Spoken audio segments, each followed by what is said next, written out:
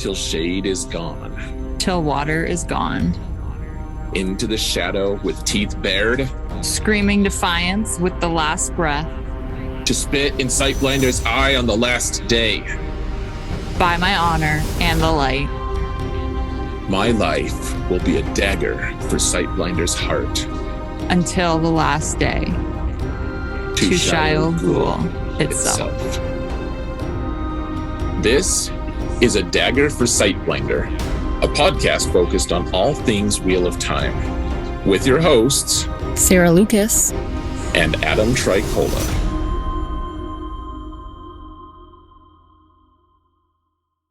Hello, everyone, and welcome to another episode of A Dagger for Sightblinder. May you find shade this day. And let me tell you guys, I have already found an abundance of shade sent to me by none other than Sarah. How are you today, Sarah? How are you doing without all of your shade because you've sent all of the shade you probably have? I'm good, Adam. I feel great. Good. When did I send you shade? Oh, just like very recently. Oh. I think it was something about a bad memory or something. Say you don't remember it, do you? But yeah. Oh, I see you kept a little in reserve though. So. You can't blame me. For what? For throwing shade your way. When did you do that? I haven't yet. Just warning you. Okay. It must suck to have a bad memory. So, all right. We are covering today The Great Hunt, chapters 20 through 29. And what are we covering next week, Sarah? We're trying to move through this book. Yeah, so next week we'll do chapters 30 to 39. The next 10. Okay. So 10 every week for a while. And so we've been trying to speed things up, and we're working on potentially, generating some news. We might have to restructure even further on this cast, but we'll see. We would love to hear what you guys think of the cast anyways. If you leave us feedback on our Discord server, we would really appreciate all feedback that you have for us. Is Wheel of Time book slogging working for you? Do you want more chapters? Do you want fewer chapters? Do you want no chapters? We would love to hear what you have to say and potentially just totally discard it as irrelevant. So, and potentially use it, really, right. Just verbatim and take it and pretend like it was our idea in the first place. So, sounds like something you would do. Yeah. Okay. So you say that, and I'm going to let you do our shameless plug, though.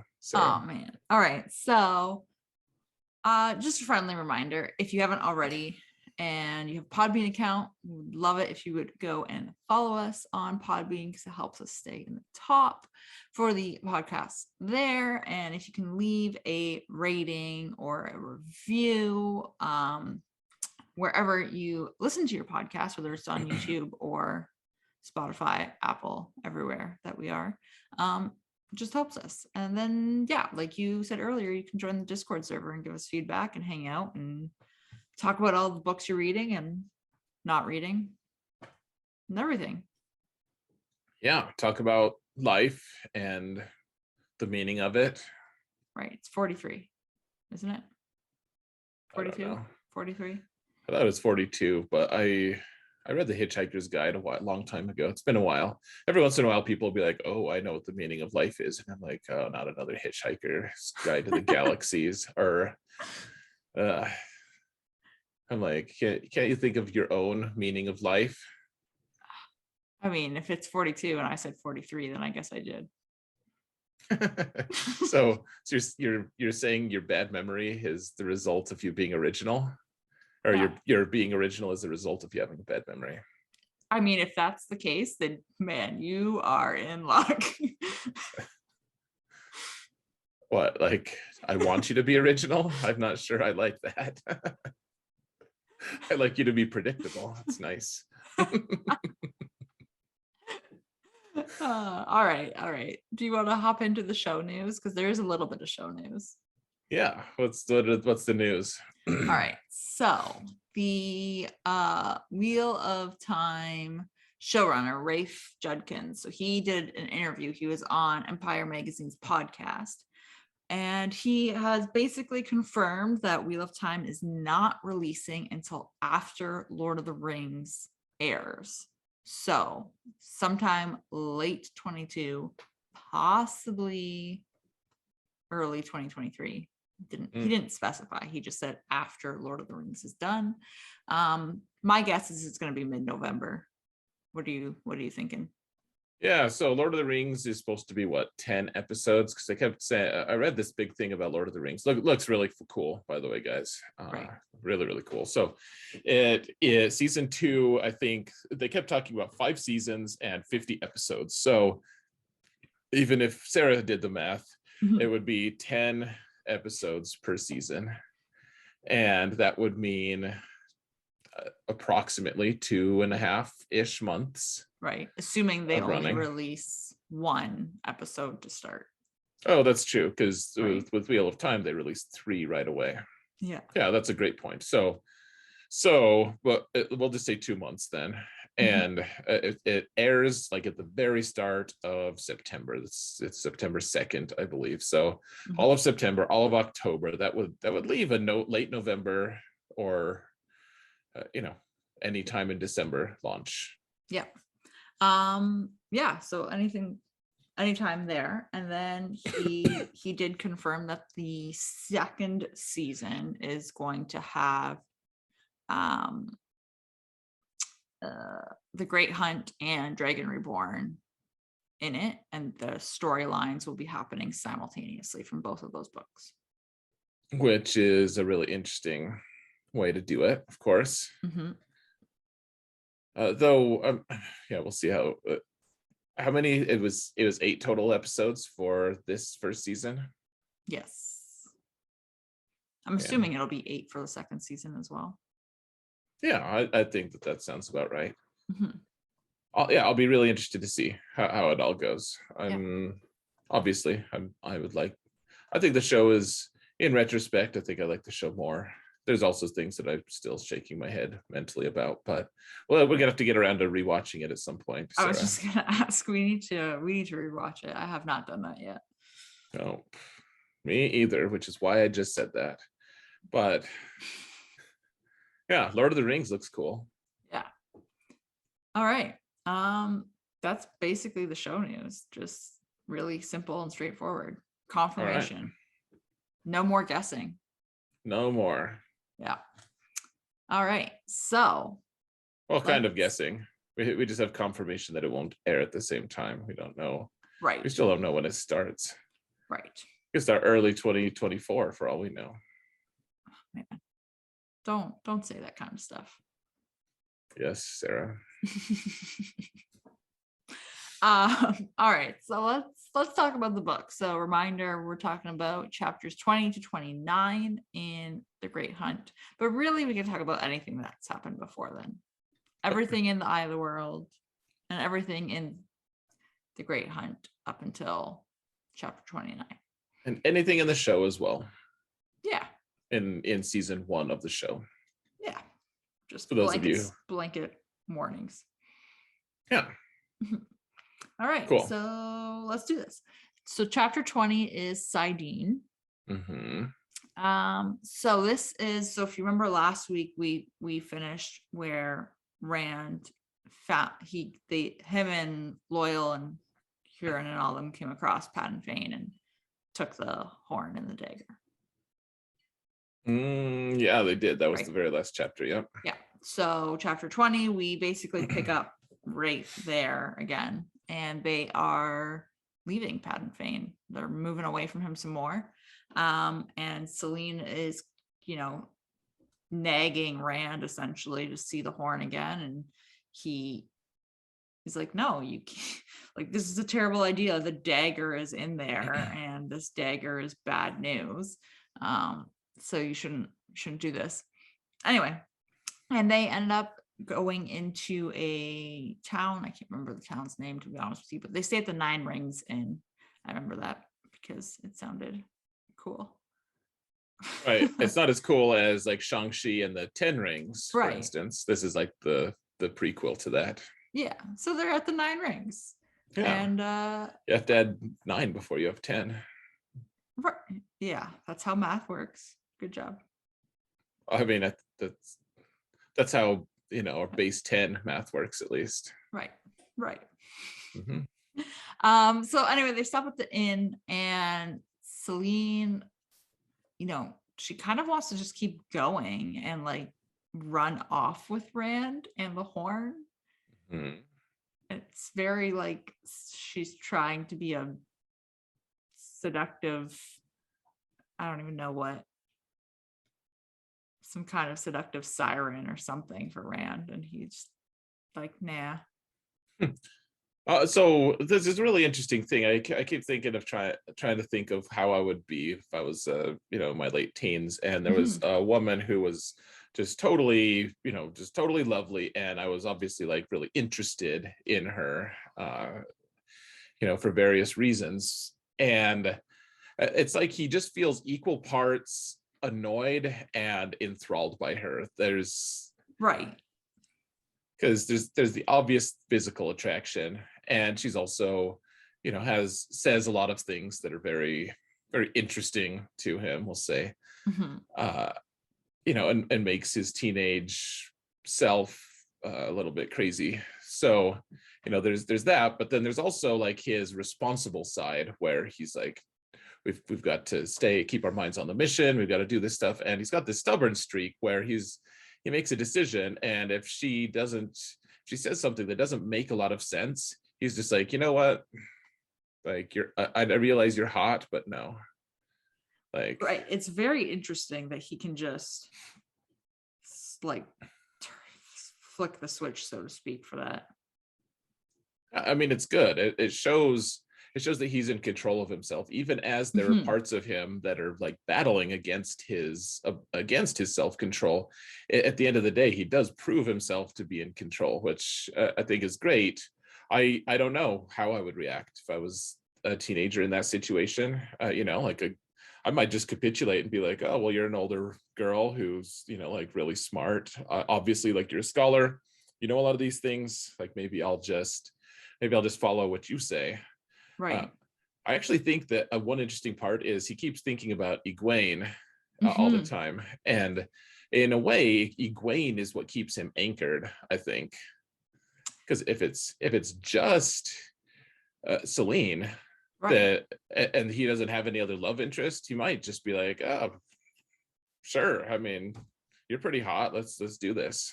Right. It's almost like Egwene is a reminder to him of like potential consequences, and right.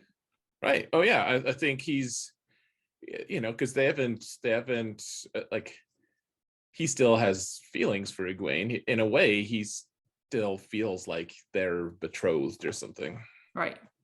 Yeah. So I think having Egwene, like, she's actually materially helping, even without her being there, which I just, that interaction is very interesting. But yeah, Celine gets more and more, I don't know, she starts off very even tempered, even keeled, just praising him and all this stuff, and then slowly over time you get the sense that she's like manipulating him. She's trying to get her own way, trying to force the issue, trying to get him to do things, and like, she's more and more erratic, I guess.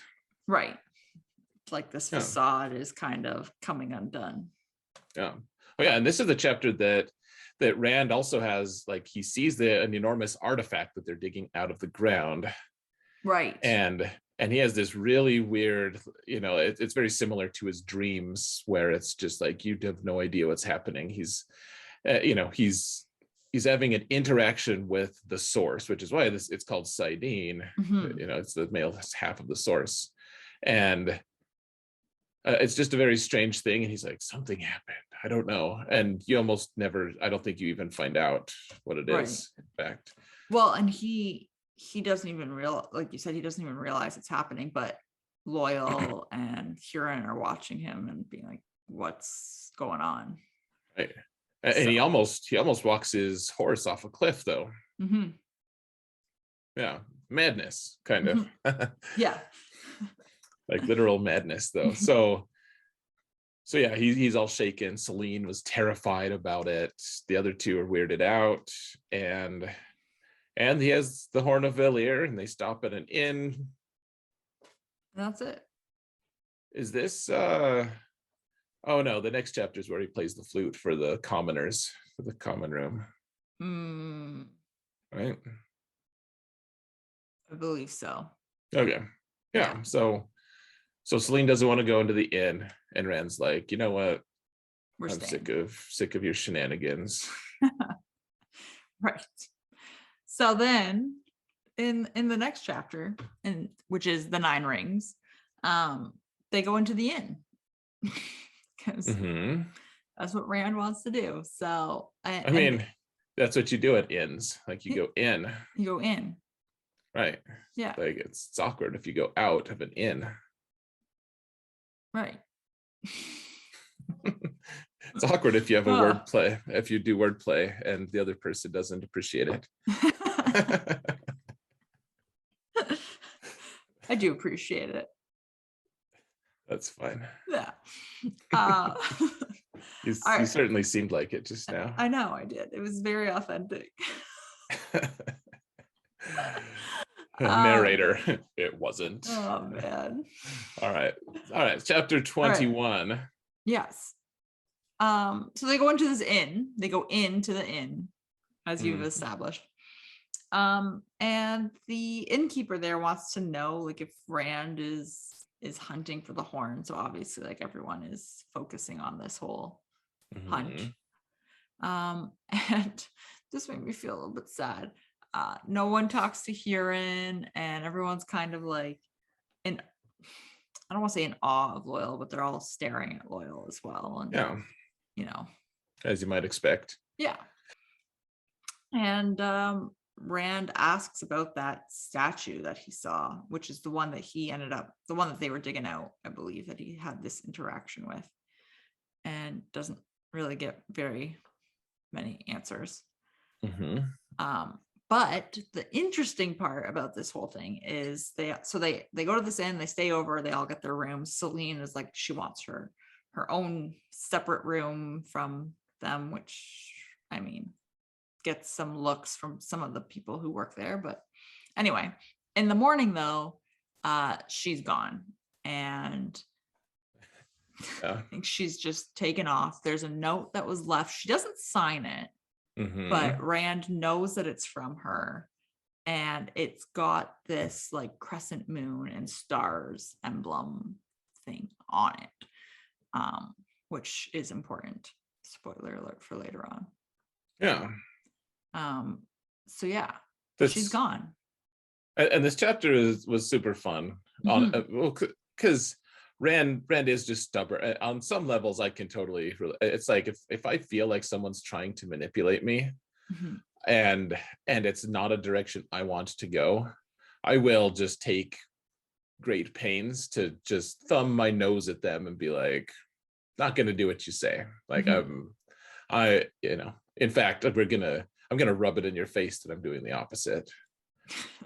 And that's like, so she's like, oh, there's going to be dirty commoners here and stuff, and so the innkeeper is like, oh, let's can your manservant play the flute? And Rand's like, oh no, I'll do it though, it's mine, I'll play for the commoners. And she's like, oh my gosh. And so Rand, it's not just that he's that's like thought to be like, for a lord, that's thought to be like pretty egregious, like failure.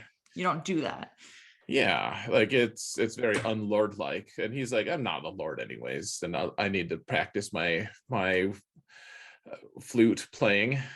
So he does, and so that's annoying to Celine. And then he just plays all the most common room thing, like the commoner things he can think of. Like he doesn't play anything that could be grand or lordly. And it's just him thumbing his nose at Celine, like, you know what? you know, it's not a bad thing to be a commoner. You need to stop trying to get your way, you stupid bee. But at the same time, he's like, oh my gosh, she's so hot. Like, he just can't get that out of his mind. And yet the controlled part of him is like, kind of sets her down, really.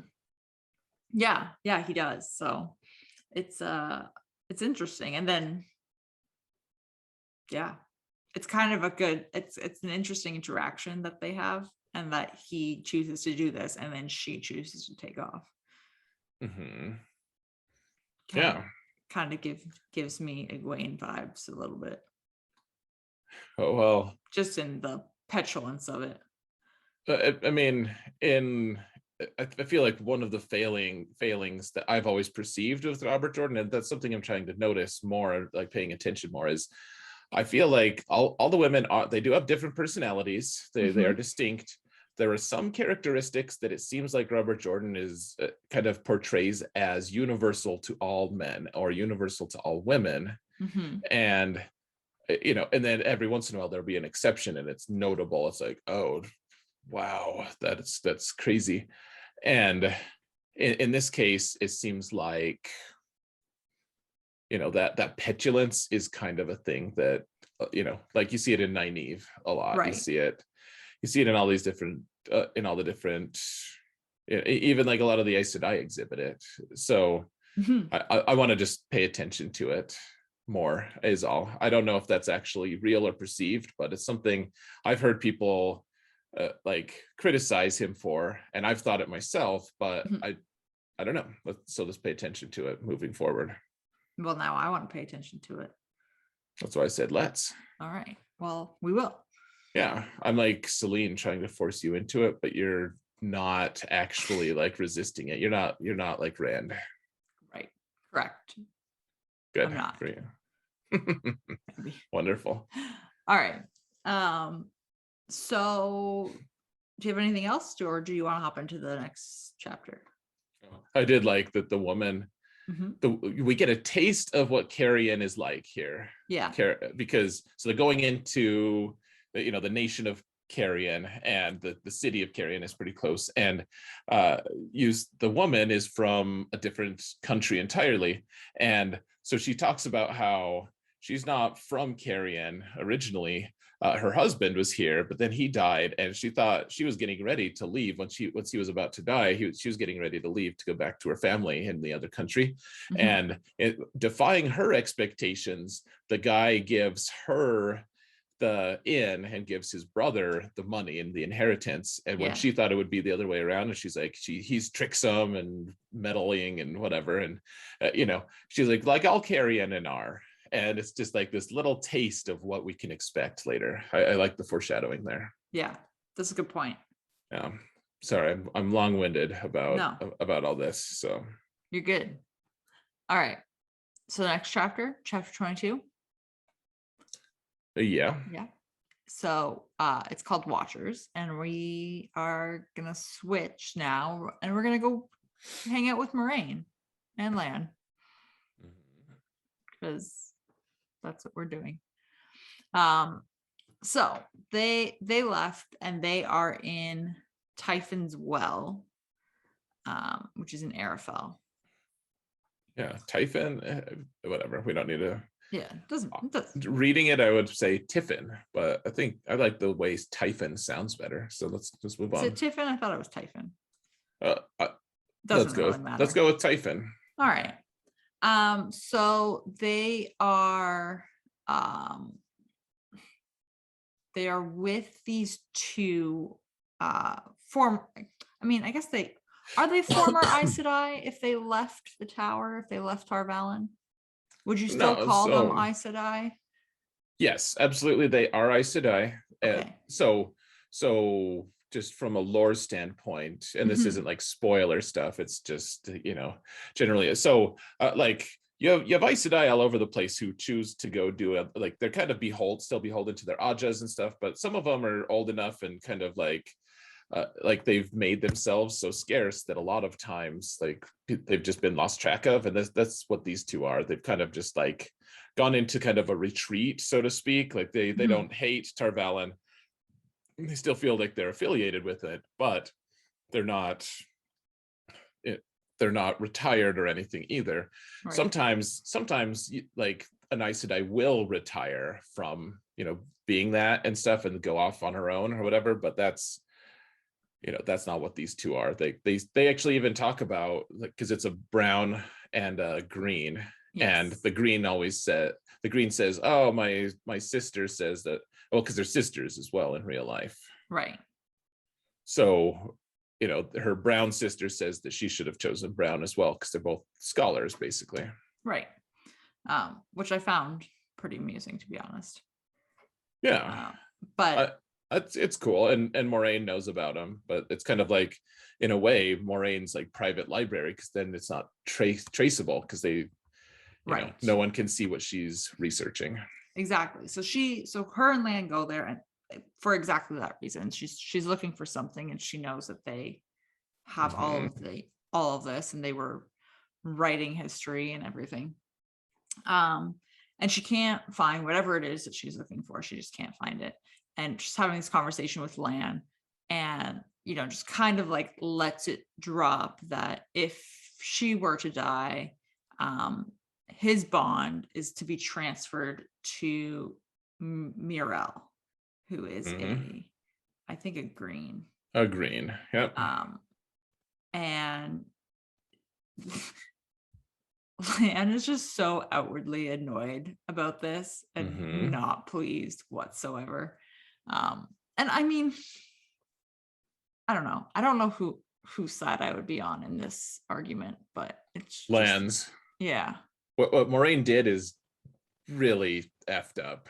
Like, but because it's the convention, especially, like, there's this implication of, he's with her, like he's agreed to be her warder, not some other random, like, she could hand him off to any Aes Sedai, anyone, a red, she could hand him off to, she even threatened to, maybe she could pass him off to a brown, and the brown wouldn't even see him as more than just a couple of hands to carry ancient manuscripts from the library. Like, and he's just beholden to whoever she chooses, and just hands it off to some random girl. Like, I mean, it's pretty bad. Yeah. So he's pretty pissed, for lack of a better word. Yeah, I mean, it's like slavery, really. Like, it's like you go into, it's like you're like, all right, look, I'll agree to be a slave for whatever reason, as long as this person can be my master, right? Like, because I know they're going to treat me well. And not that I'm condoning slavery in any form, but like this is what it's basically like. It's like, okay, I will promise to work for you forever. And but in the contract, let's not say slavery then, let's just say like a lifelong contract to work for someone. And they take that, and she takes a technicality in the contract to twist it so she can just send him off to work for whoever. Right. It's a total breach of trust. Right. Yeah. So he's real mad.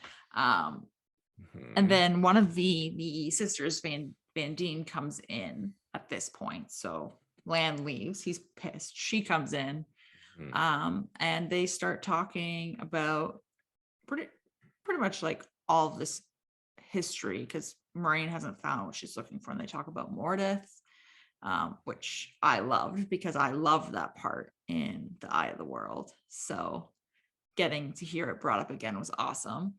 And then it's Moraine still very relevant, and like, I think part of the reason why I like this part of the conversation so much too was because Van Dien was mentioning that, like, no one goes in there and no one's been in there, and he's still waiting for the soul. And like, Moraine didn't say anything about them going in there, and Matt having taken this dagger, and like, she's keeping all this information to herself. So it's almost like she's willing to have misinformation out there about certain things when she knows better, and not correct it. Yeah. If it plays to her hand. So. Well, yeah, like, so Moraine, Moraine has her own agenda, and Yeah. she's not afraid of other people just misinterpreting things and not knowing what. Right. She's fine with other people being misled and stuff. She feels like little twinges of guilt here and there, like hints of guilt, but for the most part, she knows she can't trust anyone, and so she doesn't. She just keeps her own counsel and moves along. Right. And yeah, she's one of the exceptions to one of the petulant women that we see. But like Van Dien's clearly very interested in what Moraine wants to know, and Moraine's just like, can't trust her even. Like, we're just gonna keep going. Right, exactly. Yeah, so they have this conversation, and then Moraine asks about Lanfear, which Van Dien's like, I don't know anything that we didn't already know as kids, that we didn't already learn at the tower. And that's an interesting little bit that comes out of here.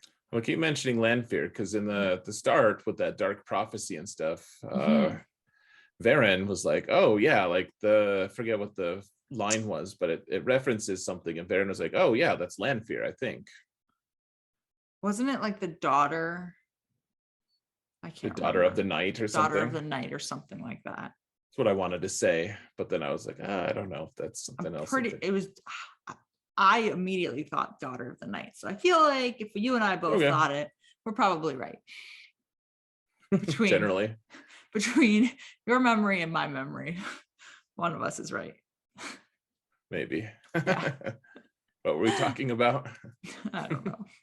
All right. Yeah, so she brings that up, and then she decides to go outside. She's gotten pretty much as much info as she can out of Van Dien so far, or as much as she thinks she's going to get. And she is outside when there is a drag car there that immediately starts like slowly harming her and draining her. And this was super, man, I hate doing this, and I'm really sorry that I keep doing this. I always I'm immediately tying it to Harry Potter. This is exactly like a Dementor in Harry Potter. 100%. I could see, yeah. 100%. Like, she's talking about how this is going to essentially suck out her essence and her being. And then by the time someone finds her, she will be dead within a couple of days. Like, she just doesn't have a Patronus to save her. Right. Exactly. But Lan and Jaime kill it. And the interesting tidbit here is that Moraine believes that the Red Aja sent this because, or sorry, not the Red Aja, the Black Aja sent this because she wasn't able to detect it. Like, she wasn't able to sense that it was there, and it just and protect herself from it. Yeah, and she's like, well, thank goodness I didn't trust Van Dien just a minute ago, because who knows? Yeah. And that might be the last we hear of Moraine this book. I don't remember, but I'm pretty sure we don't hear anything else. She's scarcely in it. Yeah, so she's they're piecing out. They got things to do, people to see. So yeah, that is that. And then we go into chapter 23, which is the testing. And now we're with Nynaeve. We're just all over the place in these 10 chapters. Yeah. Great. Yeah. One of my least favorite chapters, kind of, in a way. This is one of your least favorite chapters? It is, yeah. Oh. I don't like it. I don't like the weirdness of her not having a memory. Like, it's very much like a dream. Right. Okay, that's fair. I liked it only because I felt like there was so much to learn. Okay, I could see that. I mean, you learn a lot about the Aes Sedai, a lot about Terangrials, about Nynaeve's nature, and I already know all that stuff, so it's less interesting the second time to me, perhaps. That's fair. That's fair. Okay, so Nynaeve's being tested to become an accepted with the Aes Sedai. So she basically is going to go through these 3 arches. One's for her past fears, and one's for the present fears, and one's for her future fears, essentially. Land fears. Oh, future fears, right? And man, the irony of that name there, land fear and land fears. So Well, that was part of the play, is yeah, because the future fear is land fear. a land fear. Yeah. Anyway, so she has to go in and do these tests, and there's only going to be one opportunity for her to leave and come back out. And she can refuse to do it if she doesn't want to, but she's like, nope, she wants to learn, she wants to be accepted. So she goes ahead and does it. So in the first one, Agenor is there. So one of the Forsaken. yes, thank you. Brain fart. So he is there, and she is able to channel this like fireball and attack him and hit him in the chest and get out. And then, we realize after the fact that she's not supposed to be able to do this in these arches. Like if she channels, she risks just like never coming back. Right. So she's not supposed to be able to do it, and she can. One thing I really like about this chapter, I love the phrase. I love the little mantra that they give her. The way back will come but once. Be steadfast. I love the be steadfast, especially.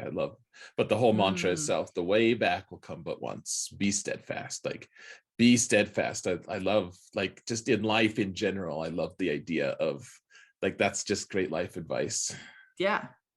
Be steadfast. Like, you're gonna face some issues in life. Like, you're gonna have issues. Like, that's to be expected. You're going to have that. And how do you deal with that? Like, the key ingredient, you got, there's other things, but be steadfast. Yeah. And every time she goes in there, they say it again, which is awesome. Yeah, that's one thing I do really like that. Yeah, so she ends up leaving this one after she throws the fireball out, and the archway appears. The way back has shown up, so she can leave. And then in the second arch, it's basically Emmons Field in shambles. There's new wisdom in the town, and they're all trying to get her. The women there are trying to get Nynaeve to help them and help them kind of overthrow and overcome this, and she can't interfere. Which is so spot on for Nynaeve's character. Can I just say, like, not being able to interfere, like, in somebody else's problem, and then because that's when the arch appears, they're like, yeah, come help us, and the arch is there, and it's like, no, you can't do that, you need to leave. Anyway, so I thought that was great. But the third one is her land fear, having a future with land. Yeah, and she has babies with him, and that's apparently very important to her. And he's, I thought it was funny. One of, like, the really awesome things about him was he was like, well, you've really just, like, I had so many rough edges, and you've smoothed some of them over, and you're making progress on me. It's like she needs to feel she's molding him into this perfect man, like, which is very Nynaeve as well. She doesn't want to accept people as they are. She sees land. She's like, oh, all right. Like, I could build a man well from this raw material, Right. Mold this as she sees fit. Right. And this is her, that's like an argument for her to like stay there is to continue to, build a land. Yeah. I just thought it was funny. But she misses the archway in this one. Yeah, and she's like, oh crap, I guess I better channel and get a new one. Right. And she just, like, forces it to appear and then leaves. Like, yep. I don't even know if I should be amazed by that, but I feel like I should be. Like, I feel like this is a pretty big deal. Okay, so I don't know how. Let's see. So one of the things that they kind of illustrate in this series is the more skill you have, or the more talent you have with the power, like the more power you have, the more intuitive the use of the power is. And so like all of the Aes Sedai have kind of like slowly degenerated their ability to channel. Like the strongest Aes Sedai in this age is several orders of magnitude weaker than the Aes Sedai of 2,000 years ago, let's say. Okay. Yeah. So that there's been a ton of knowledge lost, and they keep like not being able to like, they know that certain things used to be possible and they don't have those things possible anymore. That's not, it's like the ton of lost knowledge that, like slowly over time, like you just don't teach the new novices it because you think everyone, knows it. And then slowly, like it's just lost forever. And so a lot of these things have been lost. And so what they're illustrating here too, in a way, is Nynaeve is one of the most, like, she's powerful enough to rival even like the Forsaken. Like she is incredibly powerful, and therefore things like recreating the archway is in a way like a microcosm of that interaction of strength with the power equals intuitive use, even if you don't know what you're doing. Right. Because before this, we only really saw her using it when she was angry. Right. Yeah. So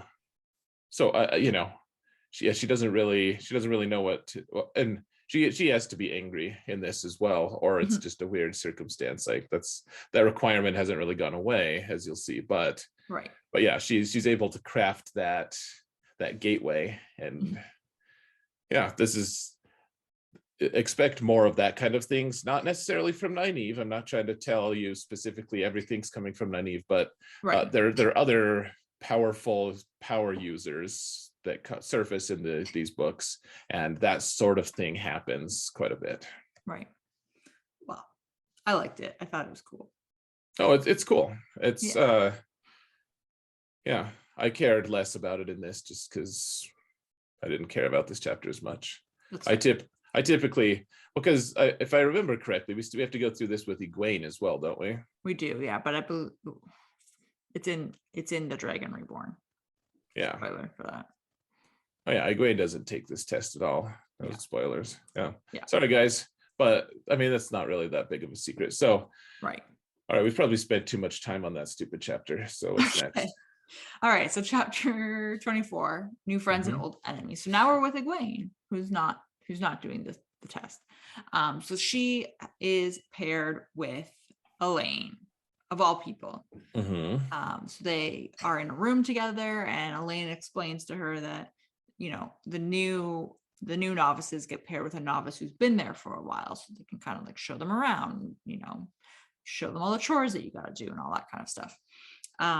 And then they end up realizing that Egwene kind of puts two and two together, that this is probably the girl that Rand met. And Elaine is like, oh, like, do you know Rand al'Thor? And then they start talking about Rand and channeling and all Randall. of this. Randall Thor. Yeah. Sorry. Is that the Canadian way of saying it? I meant to say Rand al'Thor. just trolling you. I'm sorry. Let's continue. But anyway, so they have like I apologize for the unkindness. Oh man, I'm being a raven right now. You are being a raven. But yeah, so they have like this whole, I just find it funny that like of all the people to be paired with, it's Elaine. Oh hey, look at that. It's a plot device. Woo. Plot device.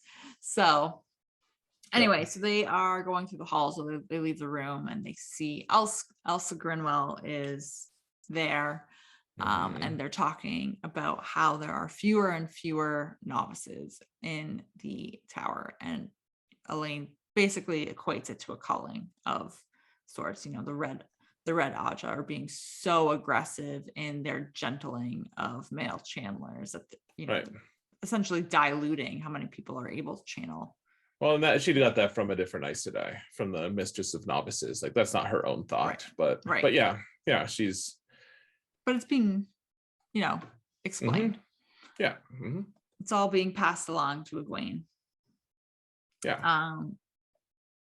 Yeah, and then they bump into Min in the hallway, and Galad and Gawain are in the hallway, and they have this whole chat, and Galad is somewhat infatuated with Egwene.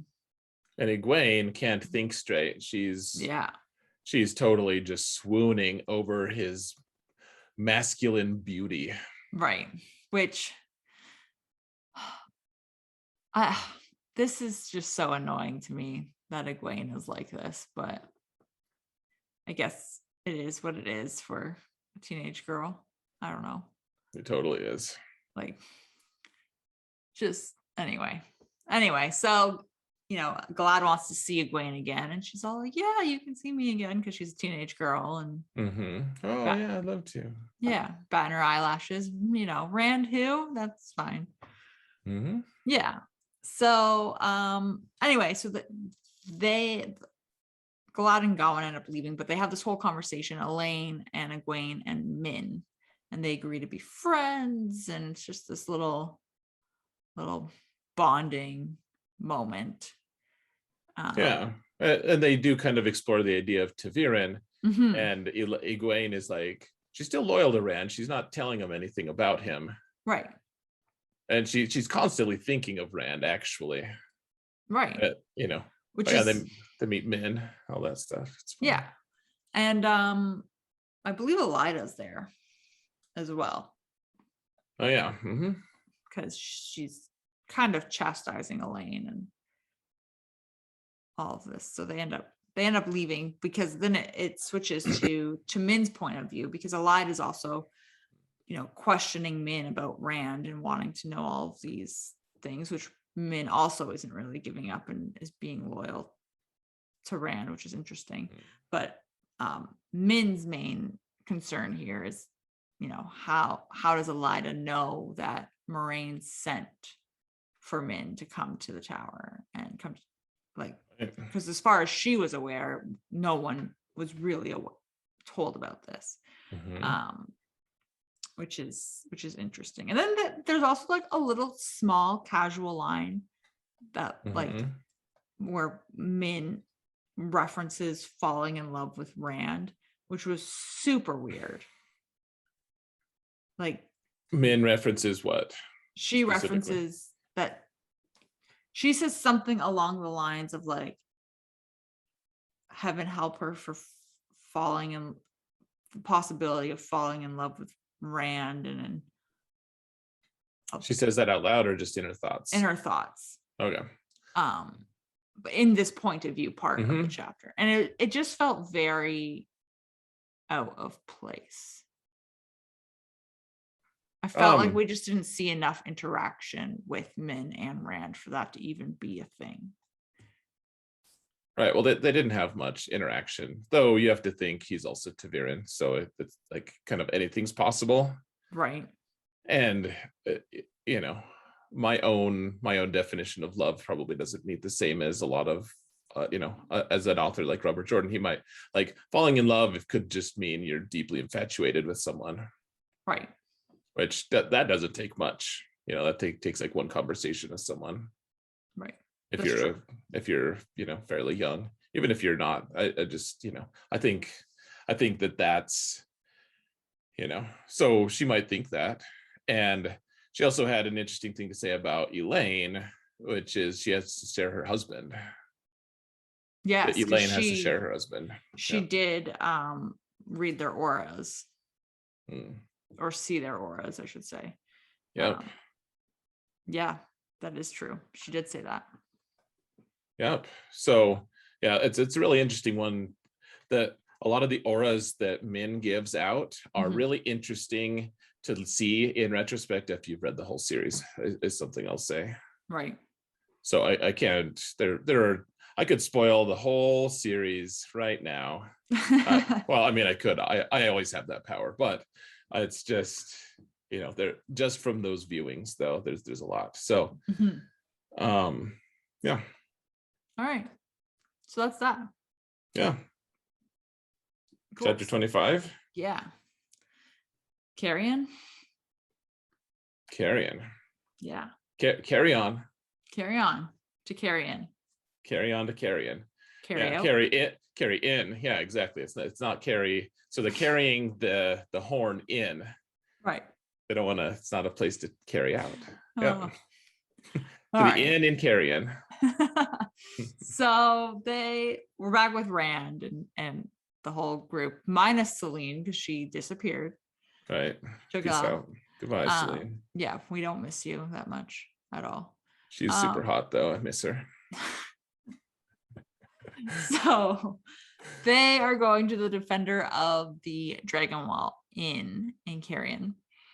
There is no sign of Celine, and Rand is obviously annoyed and torn here because he kind of wants to keep going, but he's like, we gotta stay here because Ingtar is gonna be looking for us. So if we stay in Carrion, he will be here.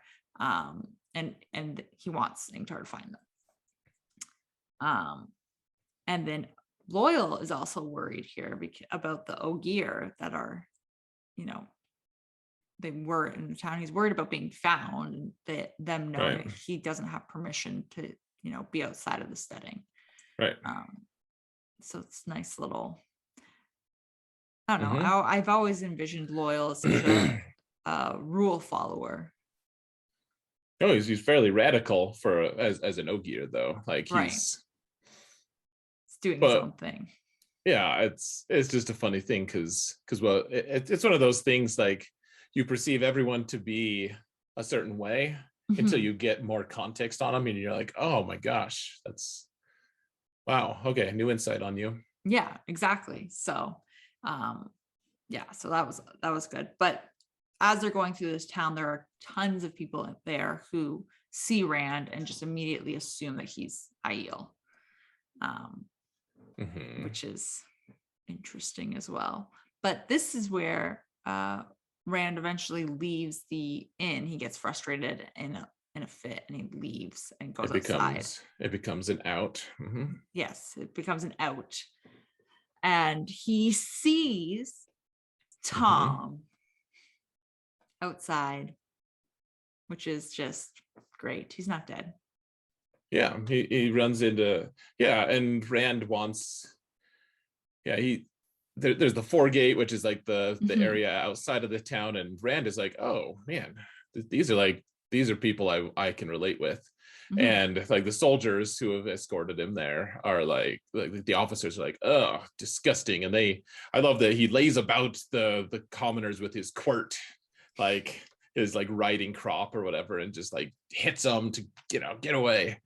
And that like clearly the nobles just look down on the peasants in Carrion. Yeah, they do. And Rand is like, but the peasants, like they're actually like, I like them better. Yeah, they're fun. So but propriety demands, because he's a lord, or at least he's pretending to be a lord, that he has to stay in there. So he goes into the foregate though, and he's like, Tom, hey, you're alive. Moraine said you were alive, but I doubted her because screw her. Right. And now here he is alive. Yeah. So anyway, so in the next chapter, which is called Discord, funnily enough. Join our Discord, guys. Yeah, funnily enough, it's called Discord. So Rand ends up going back to the inn that they were staying at to get Loyal, and he's just so excited and is like, we gotta go see Tom, and he wants to take Loyal with them. So they do, and gotta give him his instruments back. Yeah, Tom wants him to bring his instruments, told him where he's staying. So they get there, and Dina is in Tom's room, and she's juggling and practicing. Basically, she's going to be the first female glee woman, glee person. So she's doing everything. There will be glee involved regardless. Yeah. But Tom comes back and kisses her and makes Rand uncomfortable because he's uncomfortable around women. Yeah. Well, they kiss for such a long time that Rand's like, I don't know if I should just leave. It's real awkward. Right. But And that's that's like a real life thing though, really. Yeah. Like, I mean, fair. You're like in someone's room, like you go to their house and like their spouse comes up and they just start making out, and if it goes on for a couple minutes, you're like, it's discourteous of them is what it is. Because what are you supposed to do? Like, you're their guest and you're just gonna like, should you just walk out? You just awkwardly stand there. Yeah, like, what do you want? What do you guys want from me here? What do you expect? It's just awkward. So anyways. Anyway, so Rand ends up filling Tom in on a whole bunch of stuff, and he's like, we've got the horn, which Tom doesn't believe him at first and eventually does. And he's kind of giving him all this info, and eventually he just asks Loyal to like give them some privacy to talk alone, which they do. And the subject of Owen comes up again, Tom's nephew. If I'm remembering that right. It's his nephew, correct? Owen. Yep. He was gentled, and Tom mentions like I said I didn't even give him a chance, and after that he just didn't want to live anymore. So it's pretty sad. Yeah, it is really sad. And Rand's trying to get Tom to come with them and do all these things, and he's refusing. He doesn't want to be a part of it anymore. So he's absolutely not going with Rand, is what he says. Yeah. I mean, you can't blame him. He's like, well, I've got a good thing with Dina. They're paying me a ton of money to do what I'm doing. Like, I'm comfortable. Let's just go our separate ways. I'm an old man anyways. Just leave me alone. Right. Exactly. What were your thoughts when you saw? I know that this is like your second time reading through it now, because we kind of cycled back, but like the first time you read it, can you remember how you first felt about Tom being back? Like, did you elicit an emotional response? I was happy he was back. I was very happy he was back. Yeah.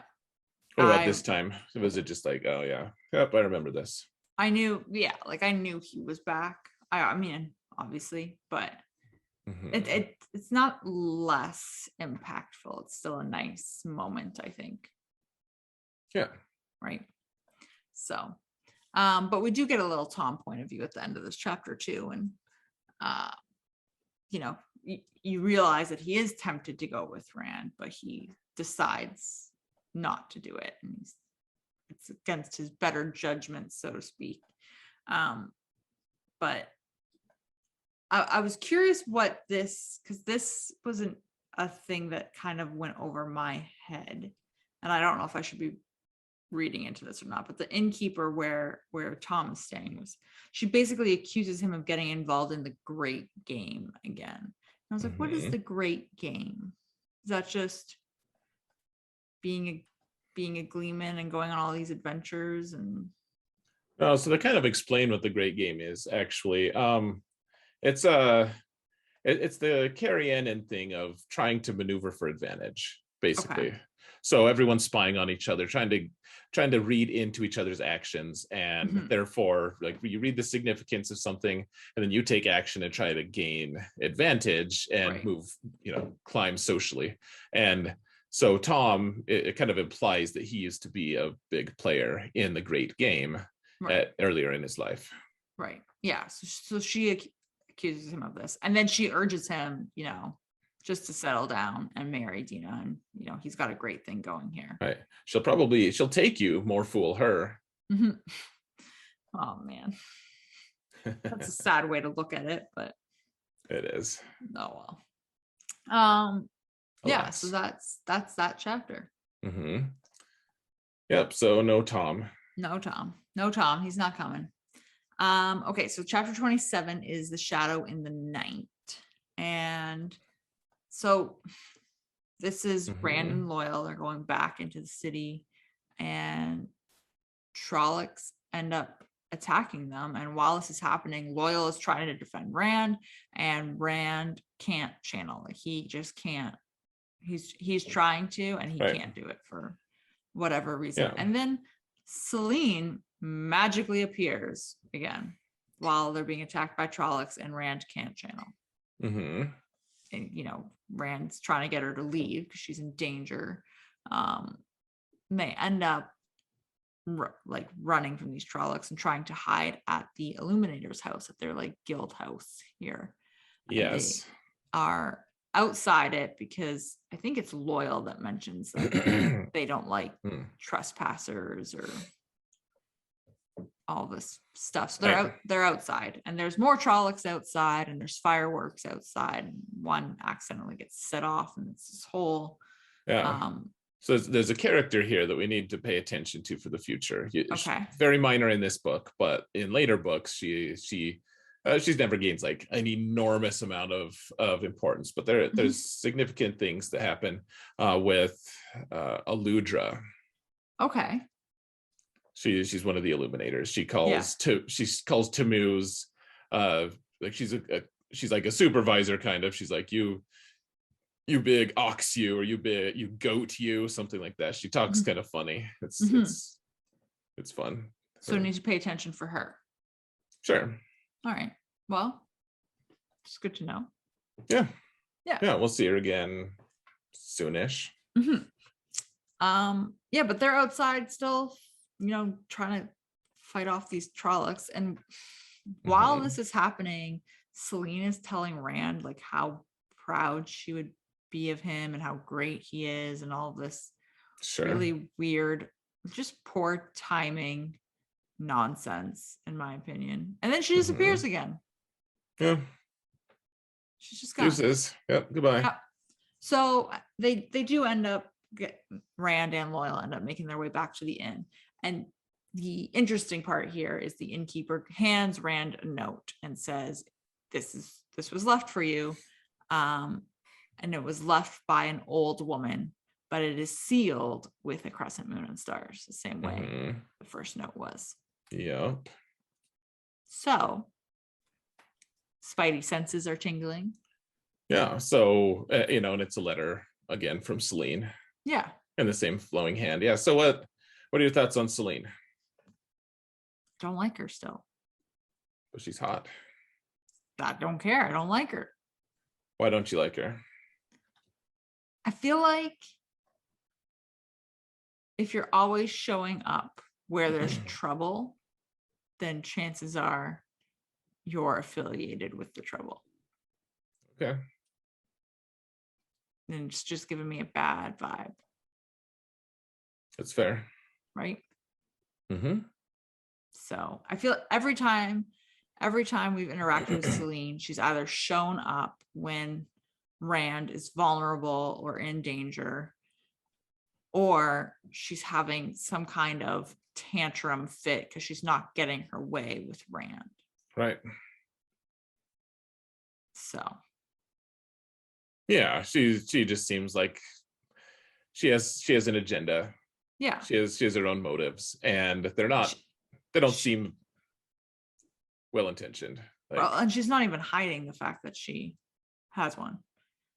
That's true. Not that I'm saying you would have to hide an agenda, but she's just not doing that. Right. Yeah, you're right. So yeah, that is that. That's it for Rand in these 10 chapters. The next two, there's no Rand. Oh, okay. So goodbye, Rand. Yeah.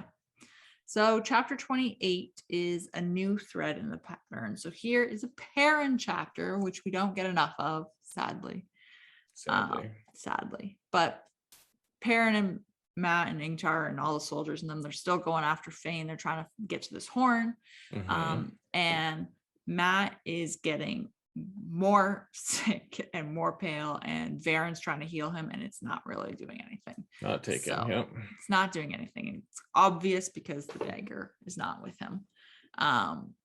Anyway, so Ingtar though wants Perrin to tell him what the wolves saw and what the wolves know, and just relay all the info, and which Perrin does. And shortly afterwards, so they do come across an Aiel man in the rocks on their way, and he kind of comes out, and his name is Urian. Yep. And they note that he looks just like Rand, and they have this whole kind of conversation back and forth, but he mentions that he's looking for he who comes with the dawn. And then he mentions this line about this, he who comes with the dawn is going to conquer under this sign, and he draws the ancient symbol for the Aes Sedai in the dirt. And he mentions that, you know, this person is of them, but is not with them. So is an Aiel, but not with the Aiel. Right. So all signs point to Rand. They do. Right. They do. I mean, at least that's what they want us to think. That's what they want me to believe right now. And that's the train that I am on. Okay. Well, I won't deny that the Aiel are an important part of the books. Right. So I like seeing these little interactions with the very obvious bits of, you know, prophecy or hints being dropped. Well, the thing I think is interesting about prophecy in all of these books, or in all of this stuff, is so people are like, oh, okay, prophecy, great, this is going to help me, and then they take action based off of it, and they're like, okay, well, so the prophecy says this, therefore I'm going to stop it by doing this, and then it still doesn't stop because it's prophecy and it's going to happen. So like a lot of our story is based around this, around the story, around the prophecy, and yet a lot of times it feels a little bit like Thanos, you know, it's inevitable. Right. Yeah. You just gotta let it happen at this point. Yeah. Yeah. But it is fun. It's fun to see their interaction with prophecy. I agree. Okay, so then chapter 29, the last one we're going to cover is Seanchan. All right. So we're getting into it. So this one starts with Bornhold, and they're in this village that's obviously been you know, attacked. Like there's people hanging, there's houses. The opening line is how he's ignoring like the burning smell around him, essentially. Yeah. Which is really disturbing. Yuck. But there are people who have been hung, including children, sadly, disgustingly. Yeah, kids. Yikes. Yeah. And he ends up questioning a child and realizes that it was disguised questioners that did this. So he's like, okay, they've got a lot of power, and they're going, you know, for lack of a better term, it's almost like they're going rogue in a way. Yeah. Which he is disturbed about. I mean, yeah, rightfully so. I agree. Right. And he decides he's going to go to Toman Head. He's going to take them and go to Toman Head instead. So yeah, just disobey orders. Yeah, just disobey them. Yeah, and then we switch to Doman after Bail Doman after Bornhold decides that he's going to go to Toman Head. All right. And so Bail Doman is on his boat on the Spray, because remember he took that job deal and then pieced on it, was like, no, I'm not doing this, and went the other way and sailed away from it. And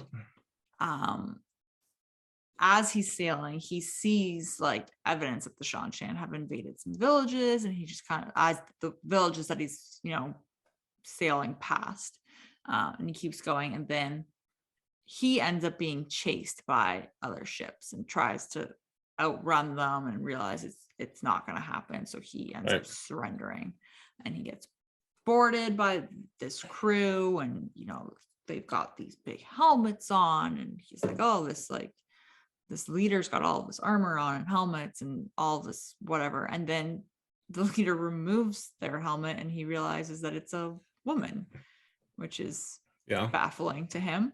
I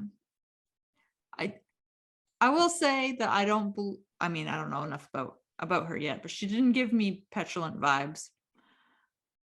Not yet. Not yet. So, anyway, so we learned I her actually name. like Gannon. Yeah, a lot of it. I was gonna say, so we learned that her name's Gannon.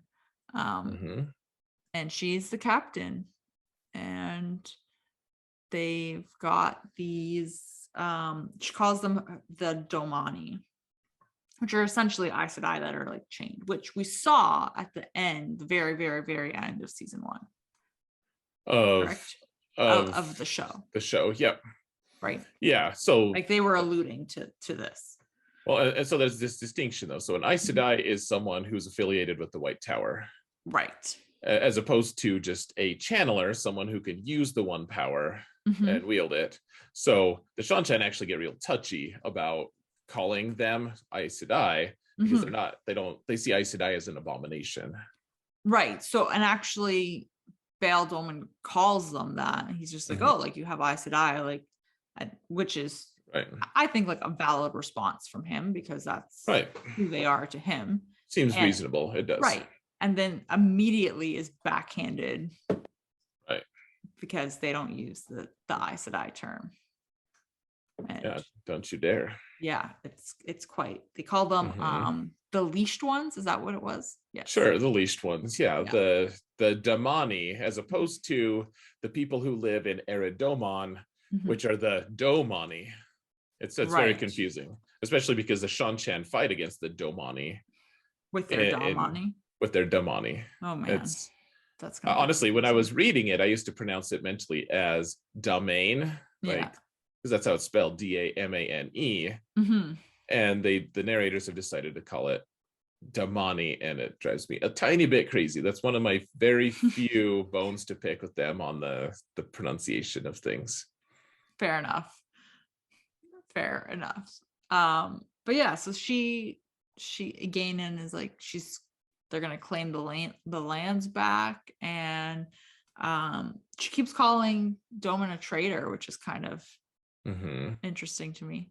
I thought it was funny. But she searches his ship and she ends up finding those that broken seal bit. And they go into Falm when they dock, and she takes all the stuff to Turok. Yep. To High Lord Turok. Yeah. Yeah. And he begins questioning Doman about this and wants to know where he got it and why does he have it. And I will say this is like credit where credit is due to Doman. He's just like, oh, I just like to collect weird things, and like I put them in this place that you think is a safe hiding spot or whatever, a place of safety, because people like to go through other people's things that are weird to see if they're of value.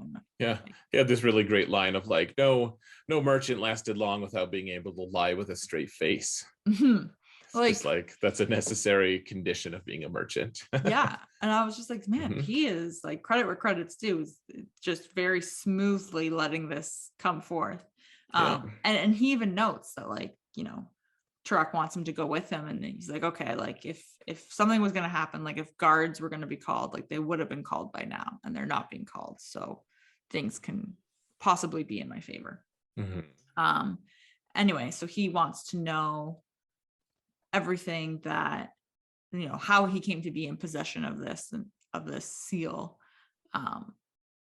And the chapter ends, we don't hear it, but Doman, his inner thought is that he's decided he's going to lie, and I'm assuming it's going to be a good one. Yeah, a believable one. So yeah, it's kind of fun. Everything is pushing forward.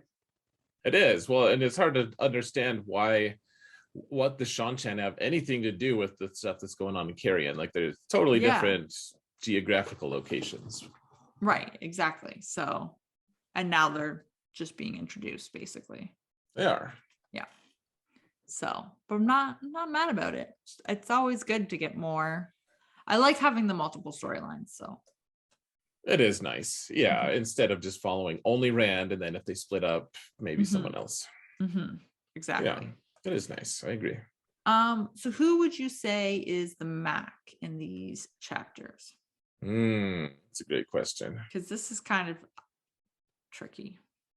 I don't know who I would pick. Well, yeah, because I mean, almost no one is like that annoying, to be honest. Like Right. Tom almost, because he's like, nah, I don't want, but he's not annoying. Like he's No. nice to them.